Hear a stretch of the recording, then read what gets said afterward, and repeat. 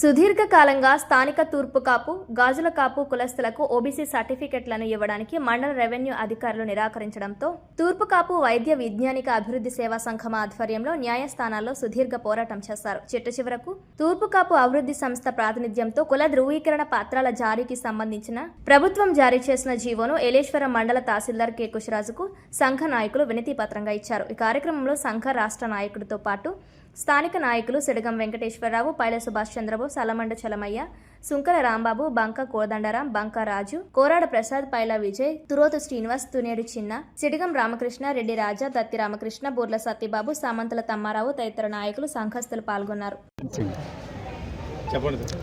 మరి ఈరోజు కాకినాడ జిల్లా ప్రతిపాడు నియోజకవర్గం ఏలేశ్వరంలో మరి మండల రెవెన్యూ ఆఫీసర్ గారికి ఏదైతే ఈ జిల్లా కలెక్టర్ గారు తూర్పు కాపులకి ఓబీసీ మీద రిజర్వేషన్ ఏదైతే కేంద్రానికి సంబంధించి విద్యా ఉద్యోగాల్లో అర్హత ఉండి కూడా రిజర్వేషన్ లేకుండా ఇబ్బంది పడుతూ ఉన్నటువంటి బిడ్డలకు మైగ్రేషన్ ద్వారా ఓబీసీ తీసుకునే వెసులుబాటుని కల్పిస్తూ మరి నిన్నటి రోజున షెడ్యూల్ని రిలీజ్ చేయడం జరిగింది.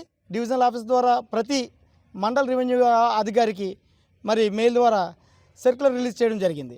దాని మీద మండల రెవెన్యూ ఆఫీసర్ గారిని ఇక్కడ మా పెద్దల ద్వారా కలిసి, సార్ మాకు ఇట్లాగా కలెక్టర్ గారు ఇచ్చిన ఆర్డినెన్స్ ఏదైతే ఉందో దాన్ని మీరు ఇబ్బంది పెట్టకుండా ఏదైనా చిన్న చిన్న పొరపాట్లు ఉంటే మా పెద్దలుగా మాకు ఇక్కడ తెలియజేసి మా పిల్లల చదువులకు కానీ ఉద్యోగానికి కానీ ఇబ్బంది లేకుండా చూసుకోవాల్సిన బాధ్యత మండల మెజిస్ట్రేట్గా మీరు తీసుకోవాలని చెప్పి ఒక అర్జీని మరి పెద్దలు చలమయ్య గారు, పైల బోస్ గారు, సుంకర రాంబాబు గారు, మరి సిడగం వెంకటేశ్వర గారు అధ్యక్షతన మరి ఇక్కడ ఇవ్వడం జరిగింది. ఈ ఓబీసీ ఎన్సీబీసీలో చేయవలసిన బాధ్యత కేంద్ర ప్రభుత్వం మీద ఉంది కాబట్టి ఈలోపు ఏదైతే వెసులుబాటు ద్వారా తీసుకొచ్చిన జీవోని మరి అందరూ కూడా వాడుకొని విద్యకి ఉద్యోగానికి చక్కగా ఇది ఉపయోగపడుతుంది.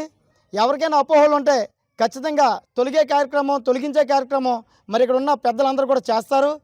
కలెక్టర్ గారు ఇచ్చినటువంటి ఆర్డినెన్స్ని దీన్ని వేరే రాష్ట్రానికి వెళ్ళినప్పుడు ఉపయోగపడుతుందా లేదా అని డౌట్ అయితే అవసరం లేదు.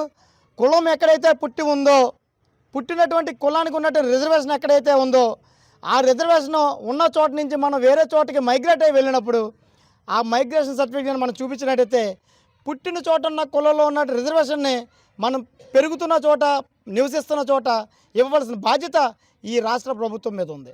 ఖచ్చితంగా సుప్రీంకోర్టు గైడ్లైన్స్ ప్రకారం ఏదైతే గతంలో బీసీ కమిషన్ కానీ ఎన్సీబీసీ కానీ చెప్పిందో దాన్ని తూచా తప్పకుండా మరి ఎవరైతే జిల్లా ప్రథమ అధికారులు ఎవరైతే కలెక్టర్ గారు ఉన్నారో వాళ్ళందరూ కూడా ఆ యొక్క జీవోనే బేస్ చేసుకొని మనకి ఇది ఇవ్వడం జరుగుతుంది.